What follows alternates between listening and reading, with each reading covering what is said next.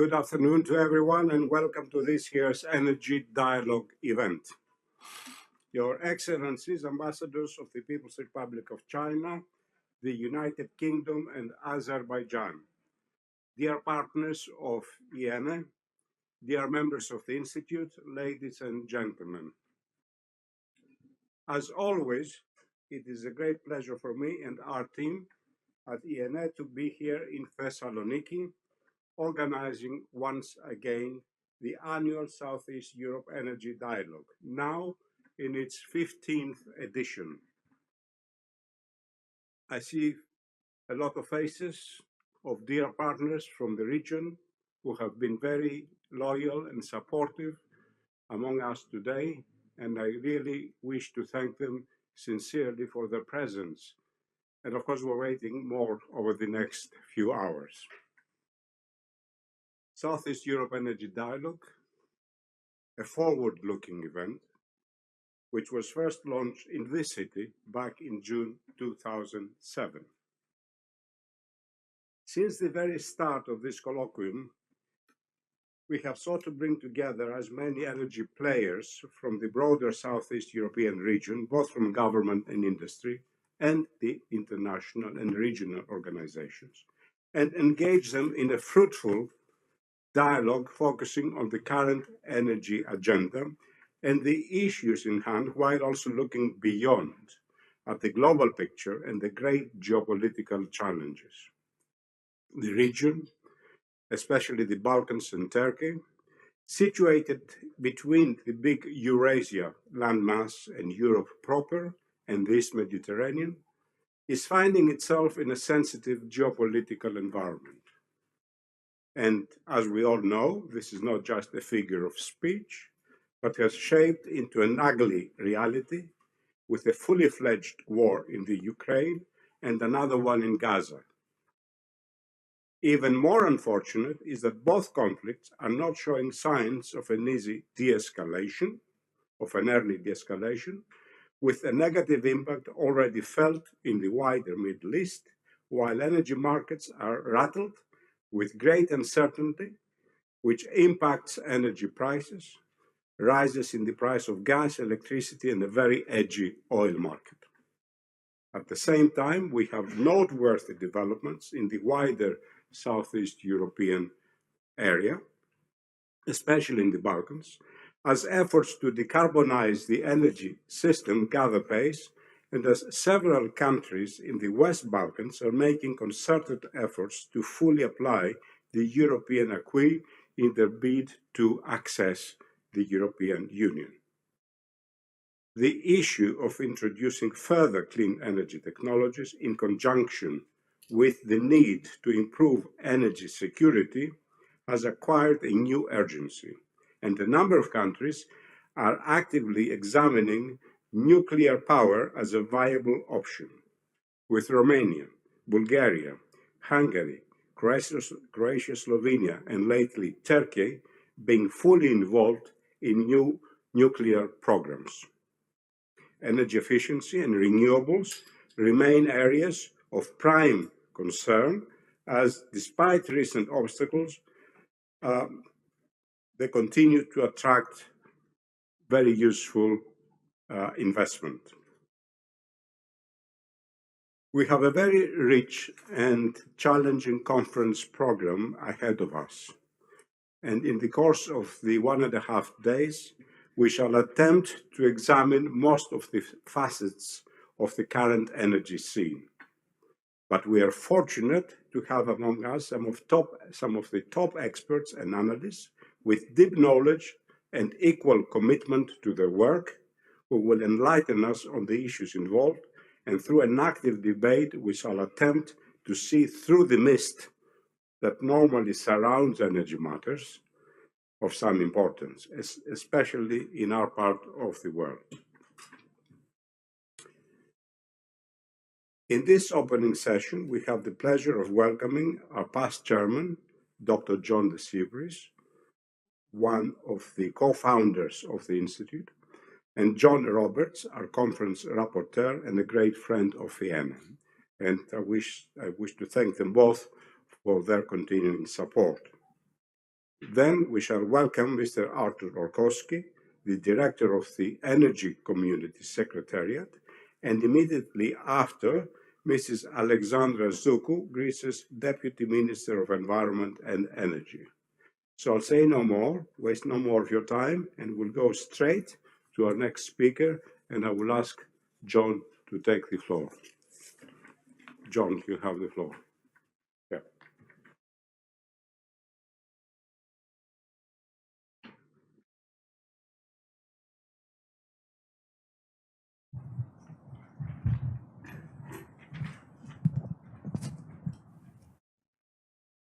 Thank you, Kostis, for this opportunity.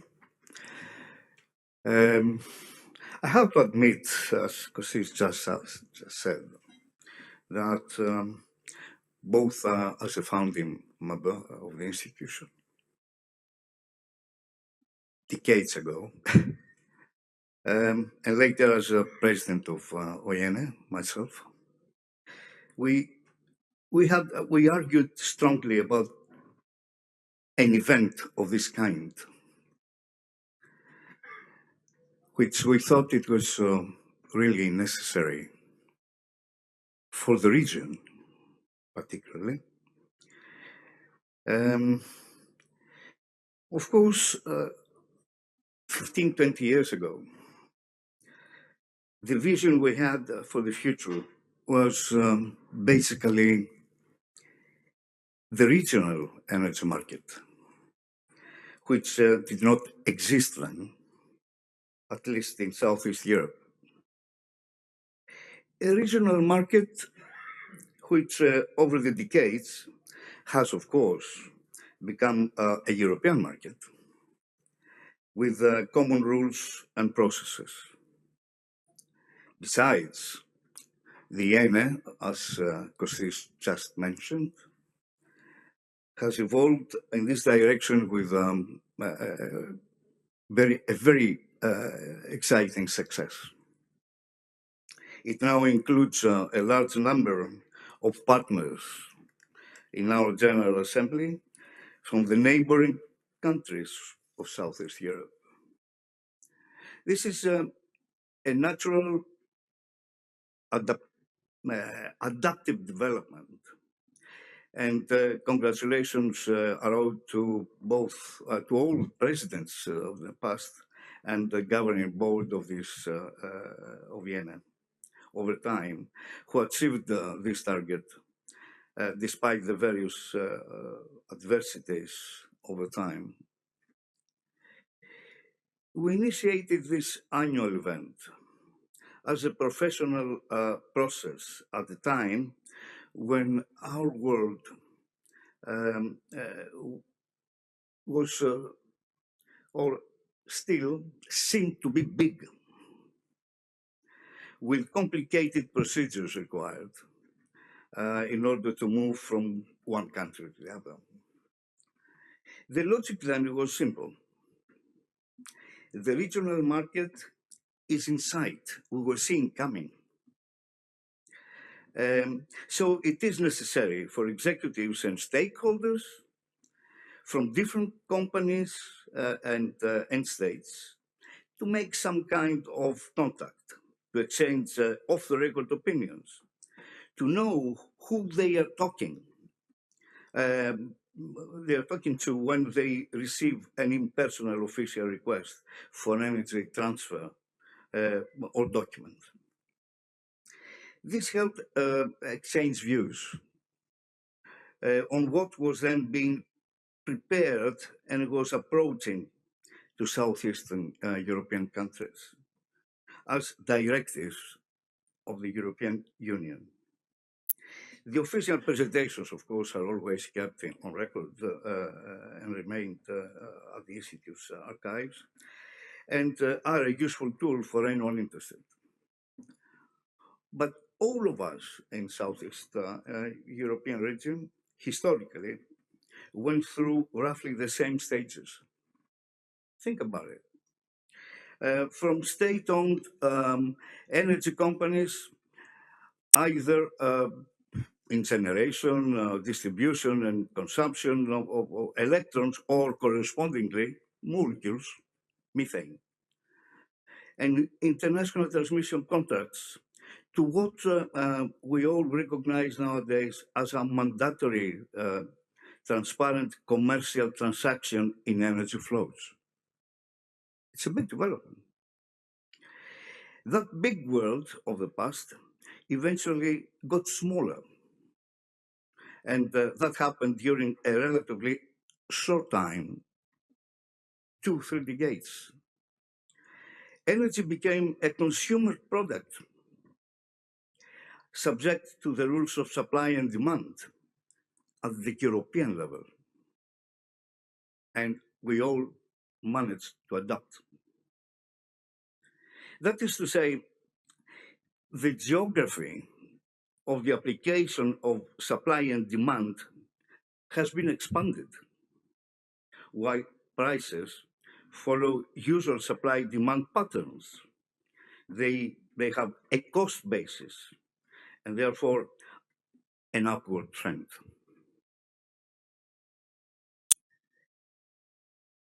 The channels networks for supplying the product, which proved insufficient for commercial purposes in the past and caused additional costs for the consumer, are being strengthened these days everywhere. And the energy generation and supply sources and origins have been diversified in both electrons and molecules.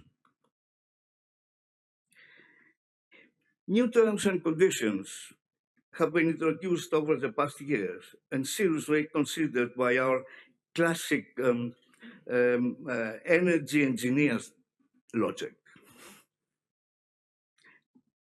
New terms: climate change, green energy, energy saving, relocation of business to third countries um, due to rising of costs, widening effects on the labor market, scarcity of materials, and the energy world has started to reflect itself globally and certainly as separate countries' origins. What we once heard on the news as a disruption somewhere else, geographically, is now very close to us and disrupts our own professional pursuits, and seriously so. What we once envisioned as a regional market then has the potential to participate in a wider scope of energy production and sale, taking on, of course, the business risk as well. This requires a different kind of training. At the same time, however, it also requires closer cooperation between executives and stakeholders of the energy sector, more so than in the past.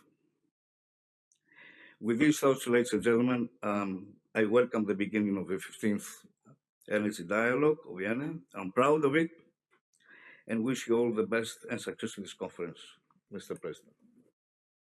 John, thank you very much. Very encouraging, your remarks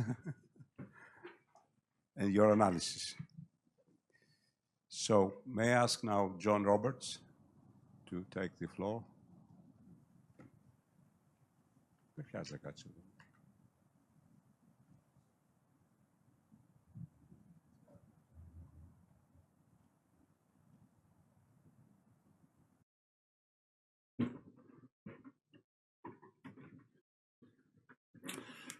Hello, Kalispera. It's wonderful to be back in Greece.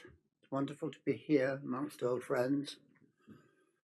And above all, it's wonderful because we've got such a complex set of issues to discuss. And we've got the right people here for the discussions. What have we got in terms of what's coming up? The one that I'm concerned with, energy security.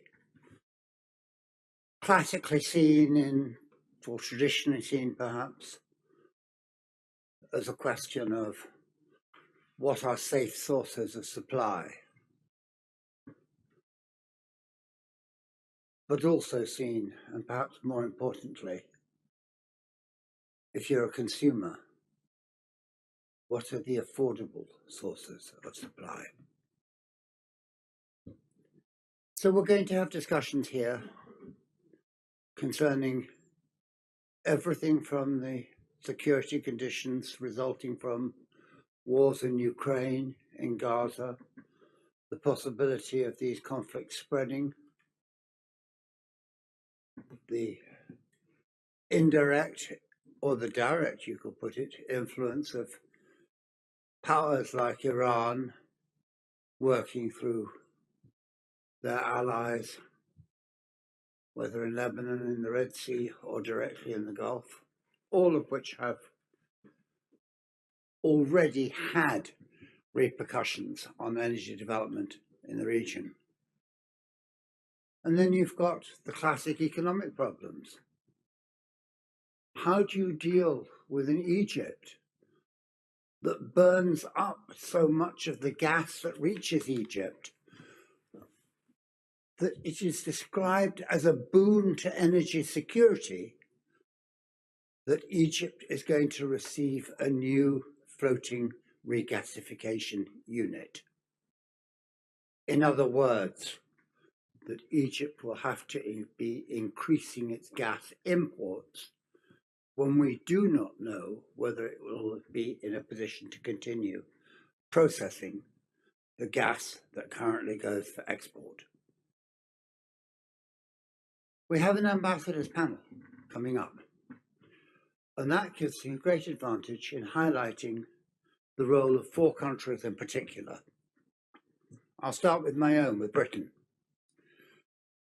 We have had a very good record in recent years in terms of developing offshore wind power. And that worked fine until we made a mistake with our mathematics last year and decided not to go ahead with the new set of bids.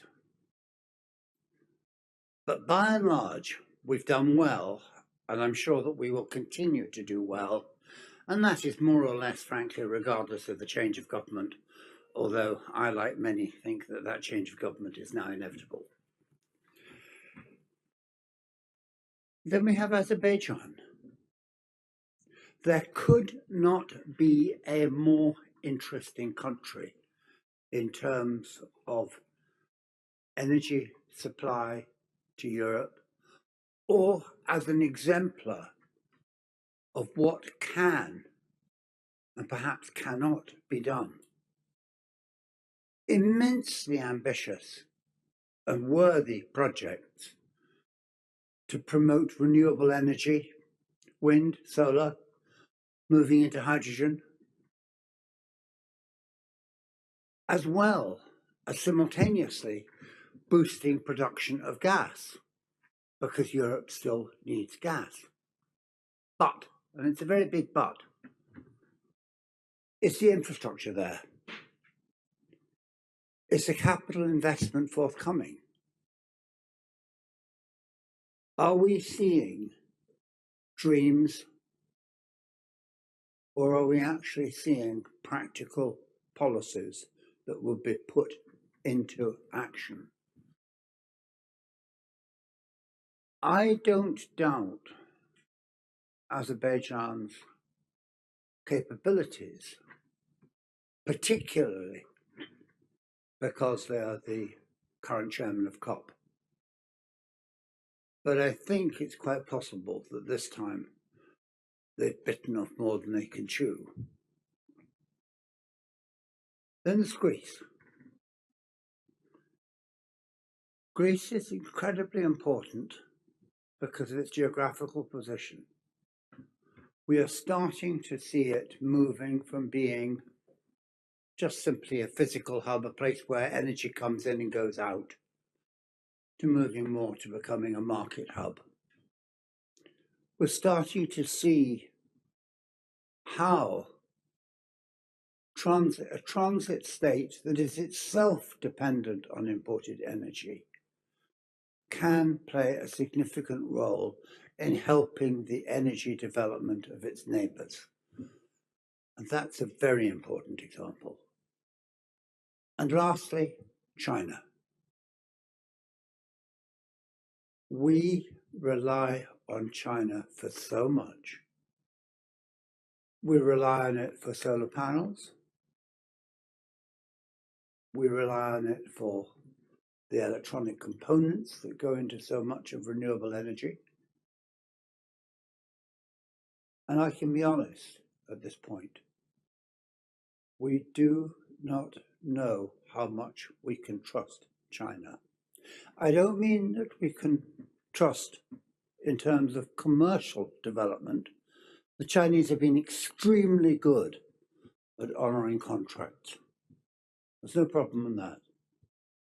The question is, what is the impact of the increasingly difficult political relations between what in my generation we used to call the West and what would now appear to be a revival of the Moscow-Beijing axis? There's no simple answer. China is far too complex a country, let alone far too complex a society, to think that there's a simple answer. But I think it does mean that in terms of the reliance of this part of the world, of Europe more generally, on China and Chinese components is going to be increasingly questioned. And I do not know what the result of that questioning will be. And I'll leave it at that. And thank you all very much indeed. Thank you, John, for putting on the table a brief menu of what is ahead of us, and for opening up the geopolitical aspect of the energy situation. And of course, we're very fortunate to have among us the ambassador of the People's Republic of China. We look forward later his address, and he will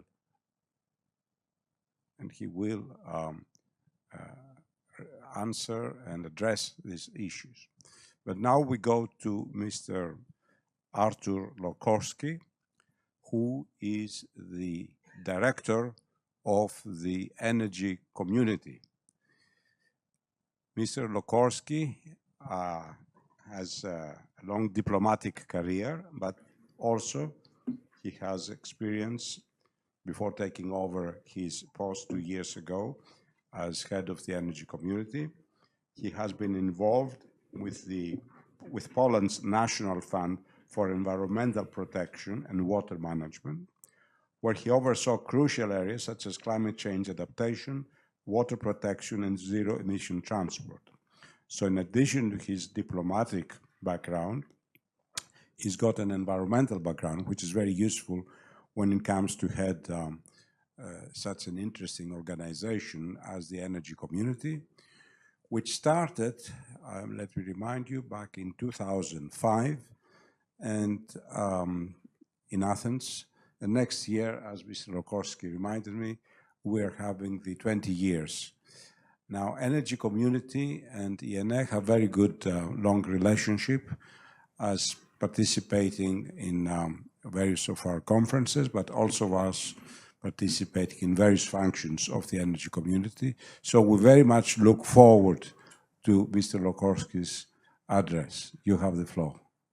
Thank you very much, Mr. Stambolis. Thank you to you personally and to the Institute of Energy for Southeast Europe for inviting me and for this opportunity and for sharing the thoughts with you. So we can say that we are actually starting the celebrations of the 20-year of anniversary of the treaty today. The celebrations, festivities, which will be prolonged for the next year, were actually will be the date when the treaty has been signed 20 years ago. But we gathered today to discuss the fast-changing regional energy markets, energy security and decarbonization in the Southeast Europe, or with the particular attention paid to the Southeast Europe. And in that context, it is my great privilege to address you on behalf of the Energy Community Secretariat, which I believe is paving the way for the last 20 years for a proper integration of the region of the Southeast Europe with the European Union, the region, I mean the 6 Western Balkan countries, some of them neighboring with Greece, but also Ukraine, Moldova and Georgia, and that is the reason I cannot escape also from some war-related comments in my speech. Greece has been and will be a crucial partner to the energy community. This is obvious statement, and stating the obvious might be unpolite, but I cannot start my speech in the other way. So this partnership is very close and long-standing, and thank you very much for that. But this is not only about the celebration. This is not only about the treaty. This is also about the very concrete job the energy community is providing. Just 2 weeks ago, I was in Greece, in Athens actually. The Secretariat was hosting the energy community biggest event. That was the 29th Athens Electricity Forum, organized together with the Greek government. And thank you very much for that again. The event attracted a record number of attendees from around the world and brought together policymakers, regulators, industry representatives, experts who discussed approaches for developing an integrated and sustainable electricity market in the Southeast Europe. And the focus of that forum was a market coupling, the project of the market coupling of the region with the European Union electricity markets. The project, which is the biggest and the most advanced one, which is now managed by the Energy Community Secretariat. And let me elaborate on John's de Cypris some concepts you have already presented on the importance of the electricity on the regional markets development and its integration, which is the second phase with the EU, on the example of the integration of the energy community electricity markets to the European Union's electricity market. In 2022, as you probably know, I see some familiar faces who are engaging in that process. So this is not something which would surprise you. The Energy Community Ministerial Council embarked on this journey by adoption of the electricity integration package. This is the way how we formulate the couple of pieces of the legislation taken from the European Union and adapted to the framework of the energy community. This package of regulation is more than a policy framework, I would even say. It acts as a vital bridge connecting diverse and smaller energy markets and electricity markets in that sense, harmonizing regulatory environments in the specific countries and synchronizing the market operations of our contracting party stakeholders with those of the European Union. The legislative package, because this is the legally binding process, adopted in 2022, provides for the first time, the opportunity for all of the contracting parties to have a full integration of contracting parties into the EU single day-ahead and intraday market. The opportunity would be taken without any doubt by Switzerland, for example, or the opportunity which is now being lost by UK after the Brexit. Now UK is being disconnected, and this is also the lesson learned from our contracting parties. What are the opportunities being part of the biggest and the most flowing electricity market on the world or globally? These mechanisms, which are now being synchronized, are essential components that integrate energy system efficiently across the region with the EU, enabling more effective energy trading, which is the very basic concept of the integration, and which is equally important, the cost-efficient energy transition by eliminating all of the inefficiencies of the domestic markets after being part of the bigger market family. And again, this is not only about the treaty, this is not about the location, but this is also what I want to emphasize. It is how important Greece and cooperation with the Greek partners is in advancing the energy community's journey towards integration of the electricity market.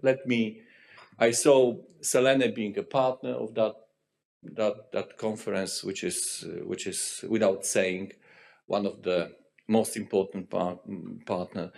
But let me name one framework for cooperation. This is the CAE, so Southeast Europe Market Coupling Project, managed by Greece, aiming to streamline integration of Albania, Kosovo, and North Macedonia into the single day-ahead and single intraday market. And definitely, and this is without saying, the success of this cooperation depends very much on the robust regional cooperation among regional partners, which is going well beyond the cooperation on the government level. So the cooperation between the transmission system operators and the role of the Greek TSO in this regard is very hard to be overestimated, but also the role of the regional coordination center in Thessaloniki are crucial in advancing discussion on the operationalization and, if necessary, also the reconfiguration, for example, of the capacity calculation regions and other formats of cooperation. What I wanted, however, to emphasize is that the importance of the electricity market integration goes well beyond the integration itself, and from harvesting the profits of being part of a bigger and more fluid market. This is the process is much more important than that. However, this itself is incredibly important when you take into account the economic profits and gains you can have from that. The operational readiness of the electricity market coupling is a precondition for securing an exemption from the carbon border adjustment mechanism, which apply to the neighboring countries of the EU and globally from 1st January 2026. The application of the carbon border adjustment mechanism to the electricity sector of the contracting parties of the energy community, so the Southeast Europe, can be avoided. It can be avoided, provided that two conditions are met: that the market coupling will be in place, and that is the reason why we are striving for having the full operationalization of the market coupling before the 1st January 2026. However, we are fully aware how difficult it will be. And the second condition is that the contracting parties, that the Southeast governments will take a commitment by the end of 2024 to establish in 5 years, starting from 2030, a carbon pricing mechanism with a carbon price being equivalent to the price of the EU ETS. In that context, carbon border adjustment mechanism is aiming at establishing a level playing field between the EU and the energy countries in the South, in the energy community contracting parties in the Southeast Europe for electricity starting from 2030. Before 2030, an exemption is being offered provided that this commitment on the future actions will be made. But what I also want to emphasize that it is true that it also, I mean, the carbon border mechanism poses some certain risk for the continuation of the integration with the EU and regionally. But it might also act as a catalyst for driving the decarbonization of the energy sector in the region in line with the European Union Green Deals. However, to harvest these opportunities and to avoid these threats, which are being identified right now, is required that critical political decision will be taken without delay.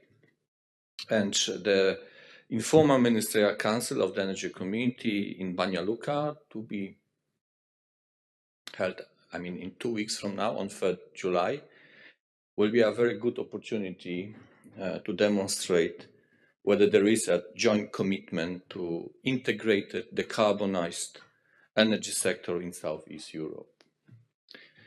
Ladies and gentlemen, the integration with the EU energy markets, as I mentioned before, will lower the cost of energy transition, the transition which is inevitable, and the transition to which all of the countries of the region have already committed, and specifically and in particular, they have committed to the carbon neutrality target by 2050.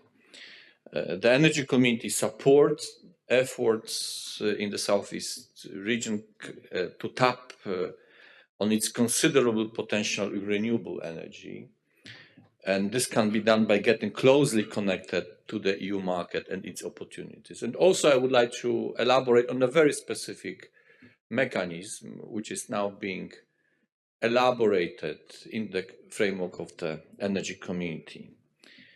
This mechanism is basically linking the systems of the guarantees of origin for electricity renewables developed in the Southeast region with the system of the EU. It would ensure transparency by supporting the verification of renewable sources, and the enhanced market confidence will promote the growth of the renewable sector in the EU neighborhood and eventually facilitate the efficient cross-border trading of renewable energy between the EU and the Southeast Europe region. Moreover, growing, and this is very much connected with the guarantees of origin, growing demand in the whole Europe for instruments as a power purchase agreements should also be recognized in that context. And the energy community will be making all of the efforts necessary to provide stability and financial backing to renewable energy projects, thus stimulating investments and expanding renewable capacities.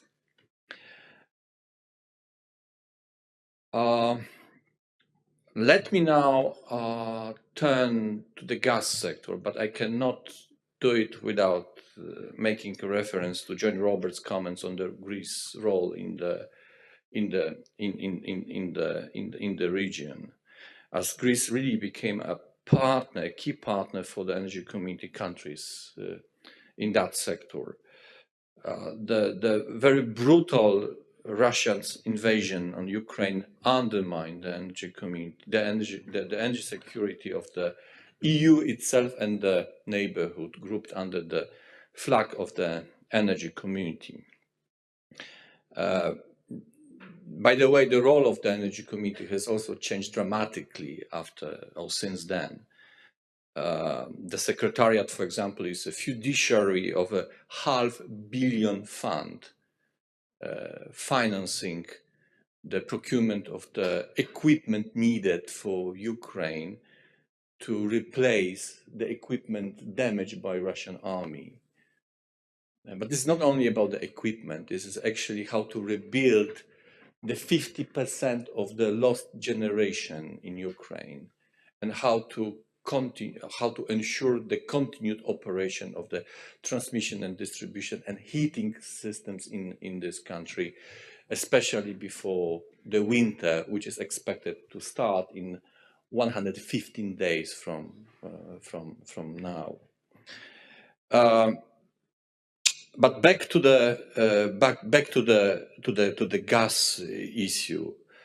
Collaboration within the Southeast region, including the collaboration with Greece, enhances perspectives for effective diversification of gas supplies to Serbia, to North Macedonia.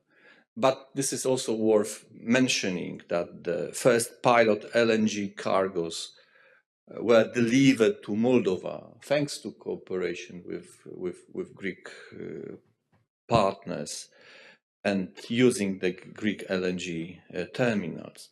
Also, Ukraine is working tirelessly to operationalize the reverse flows of the gas through the Trans-Balkan pipeline, assuming that the natural gas, including that the natural gas could be sent from the south to the north to the Ukraine market, but also to the markets of the Central Europe, EU member states, including Austria, where the Secretariat is located. And these efforts are fully aligned with the European policy of phasing out Russian gas by 2027. Ladies and gentlemen, the path to 2030 is lined with both challenges and unprecedented opportunities, as I try to describe it in my intervention. And the Energy Community Secretariat is really dedicated to stand by the countries of the Southeast region in navigating this transition, ensuring that every step taken is measured, every policy is effective and aligned with achieving a sustainable, secure, and integrated energy future. And thanks to Greece and Greek partners, not only for the cooperation for the last 20 years, but also as we advance towards the shared goals.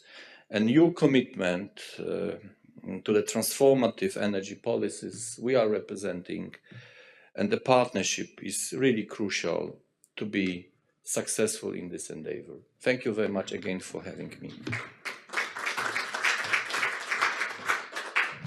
I wish to thank Mr. Lokorski for a very comprehensive report in which I think you have appreciated the important role that the energy community is playing. I mean, energy community is one of the pillars of energy matters in Southeast Europe. And I think in his presentation, this became very clear. And a lot of the progress that has been achieved over the last few years, especially in electricity liberalization, gas liberalization, the operation of the energy exchanges, and gradually each country having its own energy exchange, then going on to market coupling, is the result of very consistent and laborious work by the energy community. Training, very specific reports and analysis, a lot of assistance. The role of energy community has been really supportive. and we thank you very much for this overview and mention of the Athens process, of course, which is an important ingredient of the work. And we're very happy that Staltronakov, who is one of your predecessors, is among us today. So it indicates how close we follow these matters and the great appreciation we have for your work. I think the opportunity will arise later for a discussion, but I don't want to spend any time on that now. I wish to welcome our next speaker, who is online, and she is the Deputy Minister for Environment and Energy, Mrs. Alexandra Zoku. And Alexandra, you have the floor. Good evening, everyone. Mr. Stambolis, thank you so much. I wish I was there with you in Thessaloniki, which is the place I was born. I hope you enjoy the city. And actually, I wanted to join you even that way and share with you also some points because I find very interesting today's discussion, Southeastern Europe Energy Dialogue, and I fully agree, Mr. Stambolis, with your comments on the introductory remarks of Mr. Lorkovsky and the role of the energy community. And this is something that also from our side here at the Ministry of Energy, we focus as well how we can build on having more synergy between the countries and how we can promote for our mutual interest all these various ideas and projects. But first, let me congratulate you for organizing this important conference. Let me also say that I'm very happy for the opportunity to discuss what are our key international energy policy priorities. And focusing on two areas of major geostrategic importance for Greece, the greater, I would say, Southeast Europe and Black Sea region, and also Eastern Mediterranean. So let me start with the Southern Gas Corridor. And I was thinking that it's actually now over how many years? 10 years. Over 10 years ago, it was when we laid the foundation for the Southern Gas Corridor. We are today in 2024. It's been fully operational for 3 years, supplying actually over 10 BCM of Azeri gas to Europe via Greece. And thanks to these projects, since December 2020, Greece, Bulgaria, and Italy, they were able actually to diversify their gas imports and significantly increase their energy security. And something that is extremely important, I would say, to mention is that none of the countries that benefit from Southern Gas Corridor would have ever expected the exponential increase of its strategic significance, especially following the Russian invasion in February 2022. So as we are discussing today about the importance of energy projects, I think, first of all, this one proved to be a vital line of gas supply for both Greece and Bulgaria, for example, during the very difficult year of 2022, and not only. But I would say that Greece's work is not yet complete. We know that. We need, obviously, additional volumes. We need additional infrastructure if we want to permanently rid ourselves of Russian gas. And that's why, from a policy making point of view, we've been pursuing a number of initiatives. So what are these initiatives? First, we are increasing the capacity upgrade of IGB pipeline. As you know, on the Greek side of the border, the upgrade will be completed by April 2025 through the construction of 2 additional compression stations in Komotini by DESFA. This has a total cost of 110 million, and this will allow, obviously, IGB to expand capacity to 5 BCM. Let me also say that upgrading our national gas transmission system has also allowed Bulgaria to meet all its gas needs through the Sidirokastro connection, which was 3 BCM after Russian gas stopped in 2022.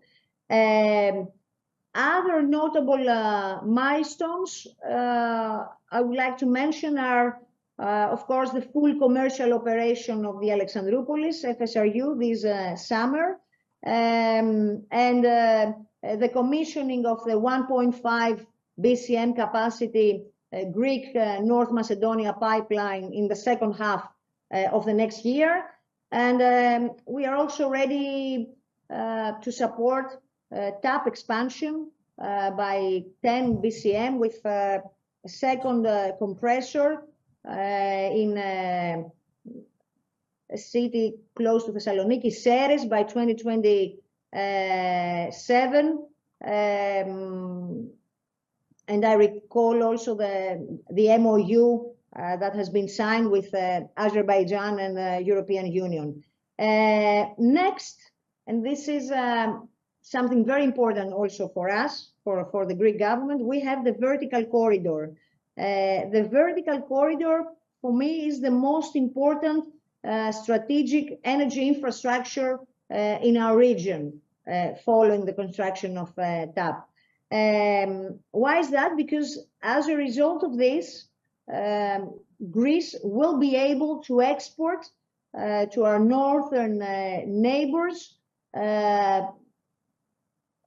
approximately mid-2025, more than 9.5 BCM. And I don't know, but most of you know this, in order to promote energy security and cooperation among Central and Southeast European countries, I wish to recall to you that Greece on January 2024 hosted in Athens the CESEC ministerial conference, and on the side of this CESEC meeting, it was a very happy moment when all gas infrastructure operators participating in the vertical corridor initiative, they signed a memorandum of understanding also for the inclusion of Slovakia, Moldova, and Ukraine in the group of supporting countries. And I believe that Azerbaijan, I think, should also join as a potential expressed supplier of this route. So as we all know, the vertical corridor will enable the diversification of sources and routes from south to north. And that's because it's simple. I think its connection with the Southern Gas Corridor infrastructure can secure uninterrupted gas supply, and also overcome the missing links that are needed to complete an interconnected regional gas market of Central and Southeastern Europe. Needless to mention as well that we believe that it will also help other countries like Hungary, for example, which, if I remember well now, owns, I think, 5% of the Shah Deniz field, diversify also their energy sources, and also improve security with Azeri gas and LNG that is processed in Alexandroupolis. A recent success as well is the two main contracts that have been signed for the construction of sections of the vertical natural gas corridor to increase the capacity between Greece and Bulgaria and Romania. For your information, these contracts were valued at around 250 million, and I think that this represents the most important components of the entire route yet to be constructed. And it's another positive milestone is the fact that next month as well, all the associated TSOs will be opening this joint binding market test for the entire route of the corridor. And I think that this is also an essential step in its materialization. So to close about the vertical corridor, this is a project of around an estimated total cost of 450 million. And we hope that part of these costs will be covered, will be financed by European Union funds, by US funds. So for us in Greece, it is important to keep the pace of maturing this concept and unite the pieces. Let me also say a few words about the new Southern Energy Corridor of the European Union. As we take the necessary steps, of course, to complete the Southern Gas Corridor that will further consolidate our natural gas security, I think we need to make also sure that we do not lose track of the imperative of the energy transition. And I was happy, for example, to hear the Azeri governments for the plans also to utilize, for example, offshore wind potential of the Caspian Sea in order to complement its existing gas exports to Europe via a variety of alternative routes. So Greece has been, I think, a long time supporter of electricity market integration in Southeast Europe. And the energy community represented in your conference, I think, began as a result of the Athens process back in 1998, which was the first attempt at regional electricity interconnectivity after the end of the Cold War.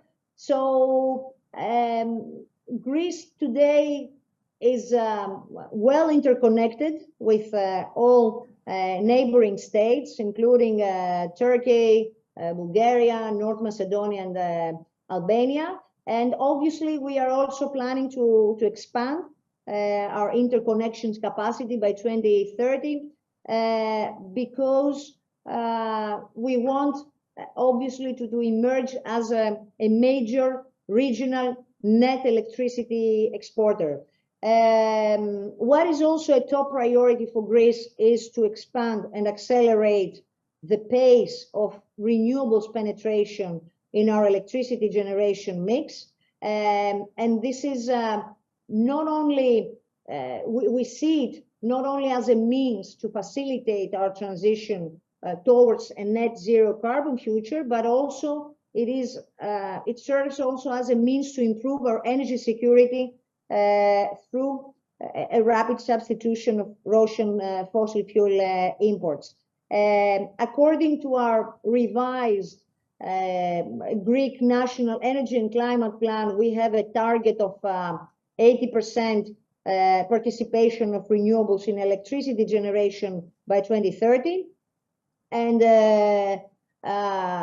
apart from the expansion of conventional renewable technologies, what we have also decided is to lead the way towards the utilization of another vast, I would say, and untapped capacity, which is offshore wind in Greece. I think I'm a firm believer, actually, that in this area, we are quite competitive throughout the Mediterranean Sea. That's why we have set a target of 1.9 gigawatt of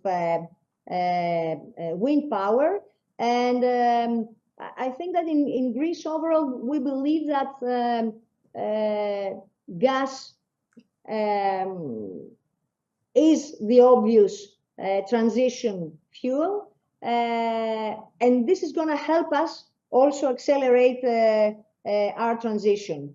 I don't know if it will be a long-term option or not, but for sure it can be combined with hydrogen.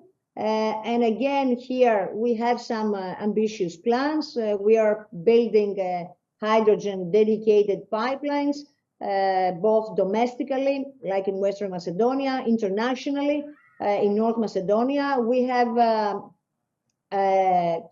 also by 2030 completed a major, I would say, hydrogen pipeline, which is part of the European Union's hydrogen backbone that connects Attica and Corinth with Bulgaria. So I believe, as I see the future, that the introduction of hydrogen along the entire route of the Southern Gas Corridor, I think, can also be an important precondition for its longevity. In this light, I would like to note as well that we fully support the plans of TAP, but also other market stakeholders to use renewable gases and hydrogen in other existing gas pipeline systems. And last but not least, I think regarding the cooperation and integration in the case of the Eastern Mediterranean, what I can say is that Greece has also been a long-standing supporter of regional energy. We have been participating actively in all regional EU MENA energy initiatives for decades, like MEDREG, MED-TSO, and of course, and most importantly, in the last couple of years especially, Greece has played a leading role during the negotiations for the establishment of the East Med Gas Forum. when it started in 2019. What we have done was to fully support the organization's emergence as an important international interlocutor in regional energy developments. Especially last month here in Athens, we organized the first two events of the Greek presidency of the East Med Gas Forum for 2024. And what is important to know, and I can share, is that we actually opened the debate regarding the gradual transformation of East Med Gas Forum to an energy-focused organization that will, on the one hand, continue to have, obviously, natural gas as its core mission, but also will expand into other areas of energy cooperation, including CCS and hydrogen. And again, here, I wish to underline that in this context, Greece aspires to play